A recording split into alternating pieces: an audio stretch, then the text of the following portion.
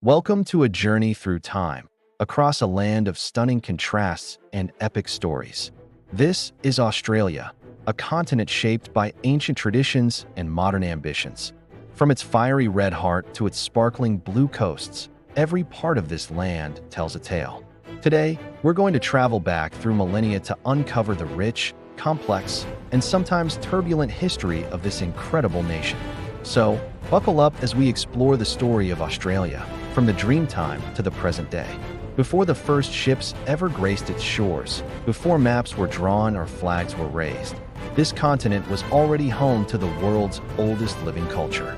For over 60,000 years, Aboriginal and Torres Strait Islander peoples have thrived here. They developed intricate societies, sophisticated knowledge systems, and a profound spiritual connection to the land. This wasn't just a place they lived. It was an integral part of their being, a living, breathing entity chronicled in songlines that crisscrossed the entire continent. Imagine a life guided by the seasons, where every rock, river, and star has a story. This deep understanding of the environment allowed them to sustainably manage the land for tens of thousands of years. Their art, their music, their stories, all are woven into the very fabric of Australia, a testament to resilience and an unbroken bond with country. This ancient heritage is the foundational chapter of Australia's story, a legacy that continues to enrich and define the nation today. For millennia, the great southern land remained a mystery to the outside world, a whisper on the winds of maritime folklore. But in the 17th century, European sailors began to tentatively map its western, northern, and southern coastlines. Dutch navigators like Abel Tasman charted parts of what they called New Holland, but it was the British who would ultimately claim the land. In 1770, a determined Royal Navy officer named Lieutenant James Cook sailed his ship, the HMS Endeavour, along the uncharted eastern coast. Methodically, he mapped the coastline from south to north, documenting the unique flora and fauna he encountered at places like Botany Bay. He named the region New South Wales and claimed it for Britain, an act that would set in motion a profound and irreversible chain of events. Cook's voyage wasn't just a journey of discovery. It was the moment that brought two vastly different worlds onto a collision course, forever altering the destiny of the continent and its first peoples. Following Cook's reports, the British government saw a solution to a pressing problem: their overcrowded prisons. And so, on the other side of the world, a bold and brutal experiment was about to begin.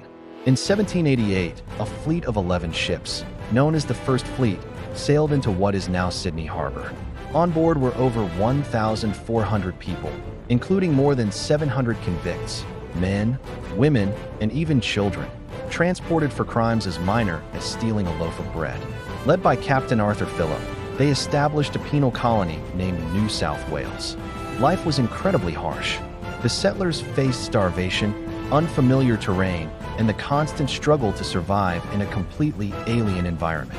For the local Indigenous Eora people, the arrival of these ships marked the beginning of a catastrophic disruption.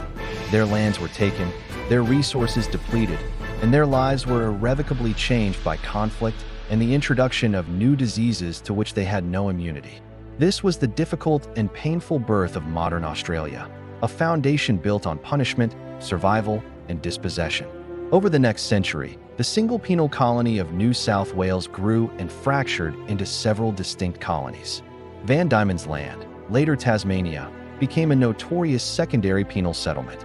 Western Australia, South Australia, Victoria, and Queensland were gradually established, each developing its own unique character, economy, and identity. Some were founded by free settlers seeking new opportunities, while others continued to rely on convict labor.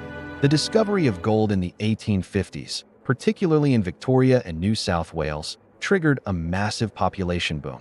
Gold rushes brought people from all over the world, from Britain, Ireland, Europe, China, and America, all dreaming of striking it rich. This influx of people transformed the colonial societies, accelerating economic growth and fueling a growing sense of a distinct Australian identity. As the colonies matured, they built railways, telegraph lines, and cities, but they remained separate entities under British rule. The idea of uniting them into a single nation began to take hold, a powerful dream of a federated Australia. As the 19th century drew to a close, the calls for unification grew louder. The 6 separate British colonies, despite their rivalries, shared a common heritage, language, and a continent. Leaders argued that a united nation would be stronger in defense, more efficient in trade, and better able to forge its own destiny. After a decade of conventions, debates, and public referendums, a constitution was drafted. The plan was sent to London, and Queen Victoria gave her assent. On the 1st of January, 1901, a new nation was born. The Commonwealth of Australia was proclaimed in a grand ceremony in Sydney's Centennial Park. The colonies became states, and a federal parliament was established to govern national affairs. It was a momentous occasion, celebrated with parades and patriotism. However, this new nation was forged with a glaring omission. The Constitution largely excluded Aboriginal and Torres Strait Islander peoples, who were not recognized as citizens and were denied the right to vote. The creation of Australia was a major step towards independence, but it also entrenched the marginalization of its first peoples, a complex legacy the country still grapples with today. The 20th century would test the new nation in ways its founders could never have imagined. Just over a decade after Federation, Australia was drawn into the First World War. Thousands of young Australian and New Zealand soldiers, the Anzacs, were sent to fight at Gallipoli. Their bravery and sacrifice in the face of devastating losses forged what became known as the Anzac Legend, a cornerstone of Australian national identity, symbolizing courage, endurance, and mateship. 2 decades later, the country would again answer the call in the Second World War, fighting in Europe, North Africa, and, crucially, defending its own shores in the Pacific. After the war, Australia opened its doors to the world with a massive immigration program.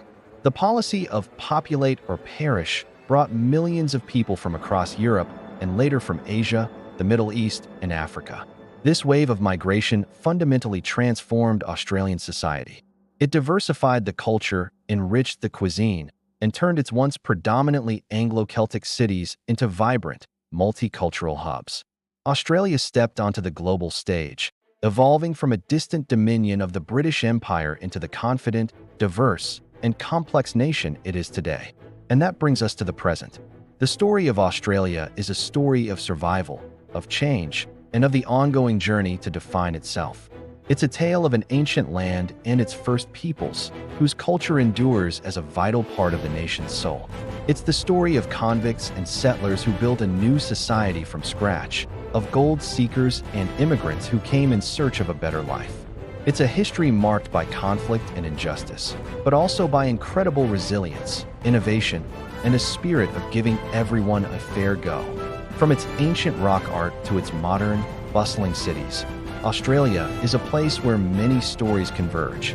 Understanding this rich and layered history is key to understanding the Australia of today and the path it is forging for the future. Thank you so much for joining us on this historical journey. If you enjoyed this video, please give it a like, and don't forget to subscribe for more stories from around the world. See you next time.